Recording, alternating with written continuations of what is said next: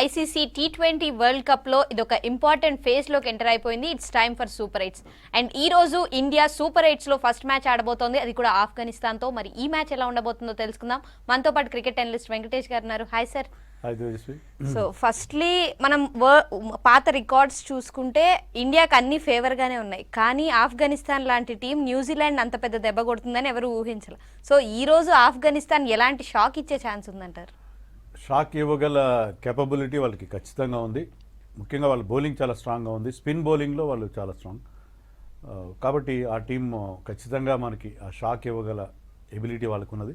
But Indian team కూడా ఈ world కప్లో ఆల్రెడీ మనం చూసాం, చాలా టఫ్ పిచ్ మీద న్యూయార్క్లో 3 మ్యాచ్లు గెలిచారు మన వాళ్ళు. 3 మ్యాచ్లో అంత ఈజీగా గెలవలేక, బట్ గెలవడం అనేది ముఖ్యం. అంటే ఆ విన్నింగ్ మూమెంట్స్ని క్యాప్చర్ చేయడం ముఖ్యం. సో ఈ టీం ఏంటంటే అంత టఫ్ సిచ్యుయేషన్ ఫేస్ చేసిన తర్వాత ఇక్కడ కాస్త ఈజీగా ఫీల్ అవుతారు. ఇక్కడ ఇండియాకి 2 అడ్వాంటేజెస్ నాకు అనిపిస్తున్నాయి. ఒకటి ఏంటంటే ఆ న్యూయార్క్లో మనం ఆడిన 3 మ్యాచ్ల్లో దారుణమైన పిచ్ ఉంది, బ్యాటింగ్ ఏమాత్రం అనుకూలంగా లేదు, ఎవరు కూడా షైన్ కాని పరిస్థితి చూసాం. ఇక్కడ బెటర్ బ్యాటింగ్ కండిషన్స్ ఉంటాయి, వెస్టిండీస్ మూవ్ అయ్యాం కాబట్టి. రెండోది ఇక్కడ పిచ్లు స్పిన్నర్స్కి అనుకూలిస్తాయి. స్పిన్ బౌలింగ్ మనకున్న స్ట్రెంగ్త్ అది కూడా మనకి ఉపయోగపడుతుంది. బట్ మన బ్యాట్స్మెన్ స్పిన్నర్స్ని బాగా ఆడాలి, అది కూడా ఉంది. మనకేంటంటే మన స్పిన్నర్స్ మంచి స్పిన్నర్స్ ఉన్నారు మన దగ్గర, కానీ మన బ్యాట్స్మెన్ గతంలో స్పిన్ సరిగ్గా ఆడలేకపోవడం చూసాం. కానీ ఇటీవల కాలంలో ఈవెన్ విరాట్ కోహ్లీ స్పిన్ బాగా ఆడుతున్నాడు. తర్వాత ఈ పర్టికులర్ టీంలో లెఫ్ట్ హ్యాండర్స్ ఎక్కువగా ఉన్నారు. రిషబ్ పంత్ కావచ్చు, శివం దూబే, అక్షర్, జడేజా, వీళ్ళు లెఫ్ట్ రైట్ కాంబినేషన్ ఉన్నప్పుడు స్పిన్నర్స్కి ఎప్పుడు ఇబ్బందిగా ఉంటుంది. సో ఆ లెఫ్ట్ రైట్ కాంబినేషన్ మెయింటైన్ చేసే ఆ మిడిల్ ఓవర్స్లో అవకాశం కూడా ఉంది. కాబట్టి ఐ థింక్ ఇండియా ఆఫ్ఘనిస్తాన్ మీద, అంటే ఆఫ్ఘనిస్తాన్ మరీ అద్భుతంగా ఆడితే తప్ప ఈ మ్యాచ్ గెలుస్తుందని చెప్పి నాకైతే నమ్మకం. అండ్ ఇండియాకి బేసిక్గా లాస్ట్ మ్యాచ్కి ఇప్పటికి చాలా గ్యాప్ వచ్చేసింది కదా, సో ఈ గ్యాప్ ఏమన్నా ఎక్కడన్నా డిసడ్వాంటేజ్ అయ్యే ఛాన్స్ ఉందంటారు? గ్యాప్ వచ్చినా సరే అది కొంత మనకి అడ్వాంటేజ్ కూడా, రిలాక్స్ అవుతారు ప్లేయర్స్. ఎందుకంటే ఐపీఎల్ ఆడిన వెంటనే మన వాళ్ళు వరల్డ్ కప్ ఆడుతున్నారు. గ్యాప్లో కూడా మన వాళ్ళు మనం చూసాం, వాళ్ళు ఎప్పుడైతే అక్కడికి వెళ్ళారో, బార్బేడోస్ వెళ్ళారో, అక్కడ ఆల్మోస్ట్ రోజు మన వాళ్ళు ప్రాక్టీస్ చేయడం. సో ఆ గ్యాప్ ఉన్నా సరే గ్యాప్ని మన వాళ్ళు చక్కగానే యూటిలైజ్ చేస్తున్నారు, కొద్దిగా రిలాక్స్ కూడా అయి ఉంటారు. సో మెంటల్ ఫెటిగ్ అనేది ముఖ్యం. మెంటల్ ఫెటిగ్ నుంచి బయటపడడం, ఆ మానసికంగా అలసట ఉంటుంది, దాని నుంచి బయట రిలాక్స్ అవుతారు డెఫినెట్గా.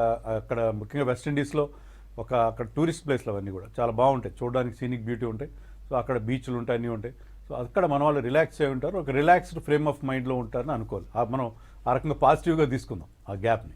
అండ్ బ్యాటింగ్ పరంగా చూస్తే ఇండియా ప్రస్తుతానికి ఉన్న సిచ్యువేషన్లో రిషబ్ పంత్ అండ్ లాస్ట్ మ్యాచ్లో శివం దూబే, సూర్యకుమార్ యాదవ్ కూడా కొంతవరకు ఫామ్లోకి వచ్చేసారు, కానీ విరాట్ కోహ్లీ ఇంకా ఫామ్లోకి రాలేదు. అండ్ జడేజా లాంటి వాళ్ళు ఇంకా అంత బాగా ఆడలేదు. సో ఈసారి ఏమన్నా మారే ఛాన్స్ ఉందంటారా సార్? విరాట్ కోహ్లీ ఫామ్ విషయంలో నాకు ఎప్పుడు ఎలాంటి బెంగా లేదు. ఎందుకంటే మనం ఎప్పుడు ఒక మాట చెప్తాం కదా, form is temporary, class is permanent అని. అది విరాట్ కోహ్లీకి ఎప్పుడు వర్తిస్తే, విరాట్ కోహ్లీ 1-2 మ్యాచ్లు ఫెయిల్ అయినంత మాత్రాన, వరుసగా 3 మ్యాచ్లు ఫెయిల్ అయినంత మాత్రాన అదేదో అతను ఫామ్లో లేడని కాదు. నిన్న కాక మొన్న ఐపీఎల్లో he was the top scorer. So అతను ఖచ్చితంగా హీ విల్ కమ్ బ్యాక్, ఎలాంటి ఇబ్బంది లేదు. బహుశా ఇక్కడే అతని నుంచి ఆ ఫామ్లోకి రావడం అనేది మనం చూస్తాం. Even Jadeja is an world class allrounder. So అతని నుంచి డెఫినెట్గా he will make his presence felt. ఖచ్చితంగా ఏదో ఒక టైంలో అతను తనేంటో ఖచ్చితంగా నిరూపించుకుంటాడని నేను అనుకుంటున్నాను. కాబట్టి మనం పెద్దగా వరి అవ్వాల్సిన అవసరం లేదు. అక్కడ పిచ్లు దారుణంగా ఉన్నాయి కాబట్టి అక్కడ చాలామంది బ్యాట్స్మెన్ ఫెయిల్ అయ్యారు. ముఖ్యంగా న్యూయార్క్లో మన ఫస్ట్ ఫేజ్లో ఓవరాల్గానే బౌలర్స్ డామినేట్ చేయడం చూసాం. న్యూయార్క్లో అయితే మరీ 110, 120 కంటే ఎక్కువ స్కోర్లు రాని పరిస్థితుల్లో. సో ఆ బ్యాటింగ్ ఫెయిల్యూర్ని మనం భూతద్దంలో చూడాల్సిన అవసరం అయితే నాకు కనపడలేదు. అండ్ అంటే అక్కడేమో చూసుకుంటే ముగ్గురు స్పిన్నర్స్ మెయిన్గా ఉన్నారు, రషీద్, నూర్ అహ్మద్, ఇలా అంటే ముగ్గురు వాళ్ళు world class spinners, Nabi.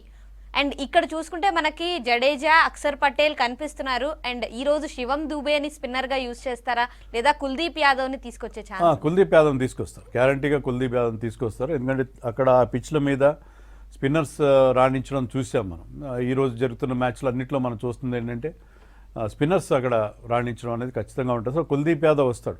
Kuldeep యాదవ్ని తీసుకున్నా సరే మనకి ముగ్గురు పేస్ బౌలర్స్ ఉండే పరిస్థితి ఉంటుంది. ఎందుకంటే Hardik Pandya will be your third seamer. So Hardik Pandya మీకు థర్డ్ సీమర్గా he's performing very well. New బాల్తో బౌలింగ్ వేయగలడు, డెత్లో బౌలింగ్ వేయగలడు, ఎక్కడైనా బౌలింగ్ వేయగలడు. కాబట్టి ఐ థింక్ ఇండియా ఖచ్చితంగా కుల్దీప్ యాదవ్, అని Kuldeep Yadav is one of your strengths, main bowler. మనం న్యూయార్క్లో ఎందుకు ఆడించలేకపోయింది, న్యూయార్క్లో మనం స్పిన్నర్స్ని ఎక్కువగా యూజ్ చేసుకోలేదు. ఈవెన్ జడేజా అక్షర్ పటేల్ ఆడినా కూడా వాళ్ళు ఎప్పుడు ఫుల్ కోట్ అయ్యలేదు, ఇద్దరు కలిపి మ్యాక్సిమం 4 ఓవర్స్ వేశారు. సో అక్కడ స్పిన్నర్స్కి అంత రోల్ లేదు కాబట్టి అక్కడ కుల్దీప్ని పక్కన పెట్టారు. ఇక్కడ మన టీంలో ఉన్న టెంప్లెట్ ఏంటంటే playing Hardik Pandya as third seamer, ముగ్గురు స్పిన్నర్స్ని ఆడించుకునే ఒక అవకాశం మనకుంది. Plus maybe Bumrah and Harshdeep వాళ్ళతో మనం వెళ్ళే అవకాశం. అండ్ అంటే కుల్దీప్ని తీసుకొస్తే ఎవరినన్నా తీసే ఛాన్స్, పక్కన పెట్టే ఛాన్సెస్ ఉన్నాయంటారా? Siraj has not done badly. Siraj అతను కూడా మంచి బౌలింగ్ వేశాడు. బట్ మీరు ఇద్దరులో బుమ్రా ఎలాగో ఉంటాడు. Bumrah is your number 1 bowler, your me main ఆయుధం అతనే. సో ఎవరు తీయాలి? Harshdeep is doing well. Harshdeep బాగా మంచి ఫామ్లో ఉన్నాడు, వికెట్లు తీస్తున్నాడు. Plus is a left arm bowler కాబట్టి ఆ వెరైటీ ఉంటుంది, అతను ఇస్తారు. So Siraj has to make way for Kuldeep. అతను చేసిన తప్పేమీ లేదు, బట్ కుల్దీప్ కోసం సిరాజ్ని పక్కన పెడతారు. అదే అనుకున్న అదొక్కటే మార్పు ఇండియన్ టీంలో ఉండే అవకాశం ఉంది. ఇంకా వేరే మార్పులు ఏమీ ఉండే పరిస్థితి మనకు కనబడలేదు. అండ్ ఆఫ్ఘనిస్తాన్ టీంకి వస్తే వాళ్ళలో ఎటువంటి మార్పులు చేసుకొని వచ్చే ఛాన్స్ ఉందంట? ఆఫ్ఘనిస్తాన్ వాళ్ళకి చాలా ఫిక్స్డ్ 11 ఉంది. ముజీబ్ లాంటి బౌలర్ని వాళ్ళు పక్కన పెట్టారు. బట్ నబీ ఉన్నాడు కాబట్టి, నబీ ఇస్ అన్ ఆల్రౌండర్, అతను ఉంటాడు. Noor Ahmad is been doing well. So Noor అహ్మద్తోనే వెళ్తారు వాళ్ళు. నూర్ అహ్మద్ అతను చైనామెన్ బౌలర్ కాబట్టి మన కుల్దీప్ లాగా అతను చాలా బ్యాట్స్మెన్ తికమక పెట్టే అవకాశం ఉంది. సో నూర్ అహ్మద్, రషీద్ అండ్ నబీతోనే వెళ్తారు. పేస్ బౌలింగ్లో కూడా వాళ్ళ ఇద్దరు పేసర్స్ ఫజల్ హక్ ఫరూకీ కానీ తర్వాత నవీన్ ఉల్ హక్ కానీ బాగా బౌలింగ్ వేస్తున్నారు. వాళ్ళకి ఇంకా సీమ్ బౌలింగ్ ఆల్రౌండర్స్ ఉన్నారు, Omarzai and Gulbadin Naib. So వాళ్ళకి ఐ థింక్ వాళ్ళ 11లో ఎలాంటి మార్పులు ఉండే అవకాశం, అది వెల్ సెటిల్డ్ టీమ్ లాగా మనకు. బ్యాటింగ్లో కొంత ఇబ్బందులు ఉన్నాయి, బట్ వాళ్ళందరూ కూడా గతంలో బాగా పర్ఫామ్ చేసిన వాళ్ళు. సో మిడిల్ ఆర్డర్లో పర్టికులర్గా వాళ్ళకి కొంత ప్రాబ్లం కనిపిస్తుంది. అండ్ మెయిన్గా పిచ్ కండిషన్ చూస్తే స్పిన్నర్స్కి ఎక్కువ అనుకూలంగా అనిపిస్తోంది. అండ్ ఫాస్ట్ బౌలర్స్కి ఎంతవరకు అనుకూలంగా ఉండొచ్చు అంటారు? ఎర్లీ మార్నింగ్, ఎందుకంటే ఇప్పుడు మన ఇండియా టైంకి సూట్ అవ్వడం కోసం అక్కడ డే మ్యాచ్ జరుపుతున్నారు. అంటే అక్కడ మార్నింగ్ 10:30కి, బార్బడోస్లో మార్నింగ్ 10:30కి మ్యాచ్ స్టార్ట్ అవుతుంది. 10:30కి స్టార్ట్ అయినప్పుడు మీకు ఖచ్చితంగా మార్నింగ్ ఫ్రెష్నెస్కి కవర్స్ కింద కాస్త మాయిశ్చర్ ఉండే అవకాశం, ఎర్లీ మార్నింగ్ ఫ్రెష్నెస్ వల్ల అది ముందుగా బౌలింగ్ చేసే టీంకి అడ్వాంటేజ్ అవకాశం ఉంది. ఫాస్ట్ బౌలర్స్ కొంత బాల్ స్వింగ్ అయ్యే అవకాశం ఉంటుంది. సో ఫాస్ట్ బౌలర్స్ కూడా అక్కడ రాణించిన పరిస్థితి ఉన్నది. Not only spinners, day match కాబట్టి పిచ్ బాగా డ్రై అయ్యి స్పిన్నర్స్కి అనుకూలించే అవకాశం ఉంది. సో ఏ రకంగా చూసుకున్నా ఫస్ట్ బ్యాటింగ్ కంటే కూడా సెకండ్ బ్యాటింగ్ చేయడం ఇండియాకి అడ్వాంటేజ్ అని అనుకుంటున్నాను. ఎందుకంటే మీకు ఫస్ట్ ఆఫ్ఘనిస్తాన్ బ్యాటింగ్ చాలా వీక్గా ఉంది. వాళ్ళని కనుక మీరు ఫస్ట్ వాళ్ళని బ్యాటింగ్ చేయనిచ్చి చిన్న స్కోర్కి ఆల్అవుట్ చేస్తే ఇండియాకి ఆ స్కోర్ని ఓవర్టేక్ చేయడం ఈజీ అవుతుంది. అలా కాకుండా మీరు ముందు ఫస్ట్ బ్యాటింగ్ చేస్తే ఒకవేళ వాళ్ళ స్పిన్నర్స్కి అగేన్స్ట్గా మన బ్యాటింగ్ కొలాప్స్ అయితే చాలా ఇబ్బందులు పడే పరిస్థితి ఉంటుంది. సో టాస్ గెలిస్తే అనుకోవడం ఖచ్చితంగా రోహిత్ శర్మ ముందుగా ఫీల్డింగ్ ఎంచుకుంటాడని అనుకుంటున్నాను. అండ్ హెడ్ ఆన్ హెడ్ చూసుకుంటే ఎవరెవరికి మ్యాచ్అప్స్ ఉన్నాయంటారు? మ్యాచ్అప్స్ చూసుకుంటే కాస్త ఇంట్రెస్టింగ్గానే ఉన్నాయి. రోహిత్ శర్మకి రషీద్ ఖాన్కి అగేన్స్ట్గా అంత మంచి మ్యాచ్అప్స్ లేవు. రోహిత్ శర్మ 4 సార్లు రషీద్ ఖాన్ బౌలింగ్లో అవుట్ అయ్యాడు. సో రషీద్ ఖాన్ని పవర్ ప్లేలో కూడా మనం చూసే అవకాశం ఉంది. మామూలుగా పవర్ ప్లేలో అతను బౌలింగ్ అయ్యాడు. బట్ రోహిత్ శర్మ కానీ విరాట్ కోహ్లీ కానీ లెగ్ స్పిన్ ఆర్డర్లో కొంచెం ఇబ్బంది పడతారు. సో వాళ్ళిద్దరూ ఓపెన్ చేస్తున్నారు కాబట్టి Rashid Khan might bowl in the power play. మామూలుగా అయితే అతను పవర్ ప్లేలో బౌలింగ్ చేయడానికి ఇష్టపడు. పవర్ ప్లేలో రషీద్ ఖాన్ చూసే అవకాశం మనకు అనిపిస్తుంది. అలాగే Rashid Khan is their biggest danger. కానీ మనకి సూర్యకుమార్ యాదవ్కి అతనికి అగేన్స్ట్గా చాలా మంచి రికార్డు ఉంది. అతను 50 బాల్స్ ఆడితే 80 పైగా రన్స్ చేశాడు రషీద్ ఖాన్ బౌలింగ్లో. అంటే 145 స్ట్రైక్ రేట్ ఉంది రషీద్ ఖాన్కి అగేన్స్ట్గా సూర్యకుమార్ యాదవ్కి. ఒక్కసారి కూడా సూర్యాని అవుట్ చేయలేదు. అలాగే శివం దుబే కూడా 18 బాల్స్ ఆడాడు రషీద్ బౌలింగ్లో, ఐపీఎల్లో అనుకోండి, T20s ఇన్ జనరల్. అక్కడ కూడా ఎప్పుడు అవుట్ కాలేదు. 150+ స్ట్రైక్ రేట్తో, 155 స్ట్రైక్ రేట్తో రషీద్ ఖాన్కి అగేన్స్ట్గా అతనికి మంచి record. So I think Rashid Khan ఛాలెంజ్ని మనం ఫేస్ చేయడానికి we have enough resources in Surya and Shivam Dube అని అనుకోవచ్చు. అండ్ మెయిన్గా అంటే సూర్యకుమార్ యాదవ్ లాస్ట్ మ్యాచ్లో చూస్తే తన ఫామ్ ఆఫ్ ప్లే ఆడలేదు అని అనిపించింది. సో ఈ పిచ్లో తను గనక అంటే తను నెంబర్ 3లో వచ్చినా 4లో వచ్చినా తన ఫామ్ ఆఫ్ ప్లేలో ఆడే ఛాన్స్ ఉందంటారు? అంటే పూర్తిగా మనం చెప్పలేం. ఎందుకంటే మంచి ఫ్లాట్ వికెట్ ఉంటే సూర్యకుమార్ 360 డిగ్రీస్ ప్లే మనం చూస్తాం. కానీ ఇక్కడ స్లో వికెట్స్ మీద వాటి మీద అతను కూడా కొంచెం తన పూర్తి స్థాయి అది చూపించకపోవచ్చు అని అనుకుంటున్నాను నేను. బట్ సూర్యకుమార్కు ఉన్న అడ్వాంటేజ్ వీళ్ళు స్పిన్నర్స్ ఎక్కువగానే సూర్యకుమార్ ఆ స్వీప్ షాట్ చాలా బాగా ఆడతారు. సో ఆ స్వీప్ షాట్ ఆడే ఇండియన్ ప్లేయర్స్ చాలా తక్కువ మంది ఆడతారు స్వీప్ షాట్. విరాట్ కోహ్లీ కానీ రోహిత్ శర్మ కానీ చాలా ఎక్కువగా స్వీప్ షాట్ ఆడరు. But Suryakumar can play that conventional sweep and reverse sweep ఇవన్నీ ఆడతాడు. కాబట్టి ఆఫ్ఘనిస్తాన్ స్పిన్నర్స్ని ట్యాకిల్ చేయడంలో మనకు అతను మెయిన్ వెపన్గా ఉండే అవకాశం ఉంది. సో అతను ఎంత స్ట్రైక్ రేట్తో ఆడతాడనేది మనం చెప్పలేం, depends on the situation and pitch అని. బట్ వాళ్ళ స్పిన్నర్స్ని ఫేస్ చేయడంలో సూర్య ఈజ్ అన్ ఇంపార్టెంట్ మెంబర్ అని మనం అనుకోవాలి. అండ్ బుమ్రా అండ్ హార్దిక్ పాండ్యా వాళ్ళ బ్యాట్స్మెన్లో ఎవరికి డేంజర్ అయ్యే ఛాన్స్ ఉందంటారు? బుమ్రా ప్రతి బ్యాట్స్మెన్కి డేంజర్. ఎందుకంటే బుమ్రా ఇప్పుడున్న ఫామ్లో అతన్ని విషయంలో భయపడినట్టుగా ప్రపంచంలో ఏ బౌలర్ కూడా భయపడే పరిస్థితి లేదు. So Bumrah is the number 1 danger. So బుమ్రాని ఎక్కడ యూజ్ చేయాలి, ఎలా యూజ్ చేయాలి అనేది రోహిత్ శర్మ. ఎందుకంటే 4 ఓవర్స్ మాత్రమే అతను బౌలింగ్ వేయగలడు. సో పవర్ ప్లేలో 2 ఓవర్లు వేయించాలా, 1 ఓవర్ వేయించాలా, ఇవన్నీ రోహిత్ శర్మ తీసుకోవాల్సిన నిర్ణయాలు.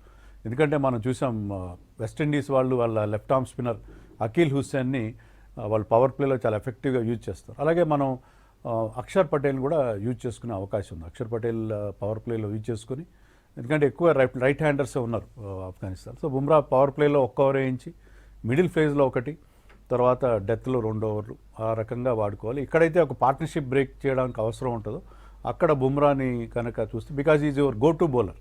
సో అతని దగ్గరికి మీకు అవసరమైన వికెట్ అవసరమైనప్పుడు వెళ్ళడానికి పవర్ ప్లేలో హార్దిక్ పాండ్యా అండ్ హర్షదీప్తో న్యూ బాల్తో ఓపెన్ చేయించి అక్షర్ని కూడా యూజ్ చేసుకుంటే బాగుంటుందని అనుకుంటున్నాను. హార్దిక్ పాండ్యా కూడా I think he's bowling really well. బ్యాటింగ్లో అతనికి పెద్ద అవకాశాలు పెద్ద, కానీ హార్దిక్ పాండ్యా కూడా డెఫినెట్గా మనకి చాలా మంచి రిజల్ట్స్ ఇస్తున్నాడు ఈ టోర్నమెంట్లో. అండ్ రోహిత్ శర్మ ఈ ఇయర్ స్టార్టింగ్లోనే ఆఫ్ఘనిస్తాన్ మీద ఒక సెంచరీ చూసాము. అండ్ ఈ రోజు రోహిత్ శర్మ ఎంతవరకు స్కోర్ చేసే ఛాన్స్ ఉందంటారు? రోహిత్ శర్మ నెట్స్లో చాలా విగరస్గా ప్రాక్టీస్ చేస్తున్నాడు. స్వీప్లు, రివర్స్ స్వీప్లు ఆడుతున్నాడని చెప్పి మనకి రిపోర్ట్స్ వస్తున్నాయి. సో రివర్స్ స్వీప్ సాధారణంగా రోహిత్ శర్మ ఆడడం మనం చూడం. బహుశా ఈరోజు మ్యాచ్లో అతను రివర్స్ స్వీప్ కూడా ప్రాక్టీస్ చేశాడంటే అతను కూడా, ఎందుకంటే రివర్స్ స్వీప్ అనేది ఎంత పెద్ద స్పిన్నర్నైనా ఇబ్బంది పడుతుంది. బాల్ ఎక్కడ పిచ్ చేయాలో అతను అర్థం కాదు. ఆఫ్ సైడ్లో వేయాలా, లెగ్ సైడ్లో వేయాలా, స్టంప్స్ మీదకి వేయాలా, ఏమి అర్థం కాదు. బౌలర్ని ఎంత తికమక పెడతాడంటే రివర్స్ స్వీప్ ఆడుతుంటే దానికి ఫీల్డ్ పెట్టడానికి కెప్టెన్ కూడా చాలా ఇబ్బంది పడతాడు. సో వెరీ వెరీ డిఫికల్ట్ సిచ్యుయేషన్లో ఉంటాడు బౌలర్. సో ఈరోజు రోహిత్ శర్మ కూడా ఫస్ట్ మ్యాచ్లో రన్స్ చేశాడు. He is also short of runs. So expect something big from Rohit as well as Virat Kohli. And ఈ మ్యాచ్ గెలిచినా ఓడిపోయినా నెక్స్ట్ సెమీఫైనల్స్ మీద ఎలాంటి ఎఫెక్ట్ ఉంటుందంటారు? ఈ మ్యాచ్ ఇండియా గెలవాలి. ఎందుకంటే ఈ మ్యాచ్ తర్వాత 2 రోజుల్లో జరగాల్సిన బంగ్లాదేశ్ మ్యాచ్ గెలిస్తే India is playing their last super 8 match against Australia on 24th. అప్పుడు మన మీద ప్రెషర్ ఉండదు. ఈ మ్యాచ్ ఓడిపోయినా, బంగ్లాదేశ్ ఓడిపోయినా కూడా ప్రెషర్ ఉంటుంది. ఎందుకంటే ఈ 2 మ్యాచ్లు గెలిస్తే ఇండియాకి ఆల్మోస్ట్ సెమీఫైనల్ బెర్త్ ఖాయం అయిపోతుంది. అందుకని ఏంటంటే ఈరోజు మ్యాచ్ గెలవాలి. గెలిస్తే ఆస్ట్రేలియా మీద ప్రెషర్ లేనప్పుడు ఆ మ్యాచ్ కూడా గెలిచి అన్బీటన్గా సెమీస్కి వెళ్ళడానికి, ఆస్ట్రేలియా మీద ఒక సైకలాజికల్ అడ్వాంటేజ్ సాధించడానికి వీలవుతుంది. అందుకని ఈరోజు match is a must win match for India అని చెప్పాలి. అండ్ ఐపీఎల్ చూసిన తర్వాత ఇప్పుడు ఈ మ్యాచెస్ చూస్తే చాలా మందికి చాలా డిసప్పాయింటింగ్గా అనిపించింది ఇప్పటి వరకు. అండ్ ఇక్కడ వెస్టిండీస్లో ఏమన్నా అది మారి పెద్ద పెద్ద స్కోర్స్ వచ్చి ఆ రేంజ్లో ఆడియన్స్ని ఎంటర్టైన్ చేస్తారంటారా సార్ ఇప్పటి నుంచి? ఎస్, ఐపీఎల్లో మనం చూసింది ఏంటంటే 4లు 6లు విపరీతంగా కొట్టారు. ఇప్పుడైనా స్పెక్టేటర్స్ ఇంట్రెస్ట్ ఎక్కడ ఉంటుందంటే మంచి షాట్స్ కొడుతుంటే they enjoy watching the matches. కానీ ఇప్పటివరకు ఈ వరల్డ్ కప్ అంతా బౌలర్స్ డామినేషన్తో జరిగింది. But West Indies leg of the టోర్నమెంట్లో ఇంత దారుణంగా ఉండే పరిస్థితి లేదు. బ్రహ్మాండమైన స్కోర్లు వస్తాయని నేను చెప్పను, ఎక్సెప్ట్ 1 or 2 పిచెస్ మీద తప్ప. ఇక్కడ బెటర్గా ఉంటుంది. We can see some good knocks, some good hits. దానివల్ల ఇంతవరకు టోర్నమెంట్ చాలా తప్పగా సాగుతూ ఉంది. ఇక నుంచి సూపర్ 8 స్టార్ట్ అయినాయి కాబట్టి చాలా స్క్రీనింగ్ అయింది. 12 టీమ్స్ 12 టీమ్స్ వెళ్ళిపోయినాయి, 8 మాత్రం ఇంకా బరిలో మిగిలినాయి. కాబట్టి ఐ థింక్ ఇక్కడ నుంచి కాస్త ఇంట్రెస్ట్ జనరేట్ చేయొచ్చు, స్పెక్టేటర్ ఇంట్రెస్ట్ ఇంప్రూవ్ కావచ్చని మనం ఎక్స్పెక్ట్ చేయొచ్చు. అండ్ ఓవరాల్గా 2 టీమ్స్లో ఏ టీమ్ ఇవాళ ఫుల్ ఆన్ ఎంటర్టైన్ చేస్తుందంటారు? డెఫినెట్గా ఇండియా ఇప్పుడున్న వాళ్ళ ఫామ్లో ఇండియాని అందరూ కూడా ఫేవరెట్గా పరిగణిస్తున్నారు. Of course Australia is also doing well. But India ఆడుతున్న తీరు, వాళ్ళకున్న స్పిన్ బౌలింగ్ స్ట్రెంగ్త్ ఇవన్నీ చూస్తే ఇండియాని ఫేవరెట్గా భావిస్తున్నారు. కాబట్టి ఇంతవరకు మనం యుఎస్ పిచ్ల మీద ఇండియా రియల్ క్యాలిబర్ అనేది మనం చూడలేదు. ఇక్కడ I think India real strength అనేది బయటపడుతుంది. సో ఈ మ్యాచ్లో డెఫినెట్గా will have full entertainment for the fans అని అనుకోవచ్చు from India side. Thank you so much sir. ఇది ICC T20 world cup special analysis. Stay tuned to V6 news.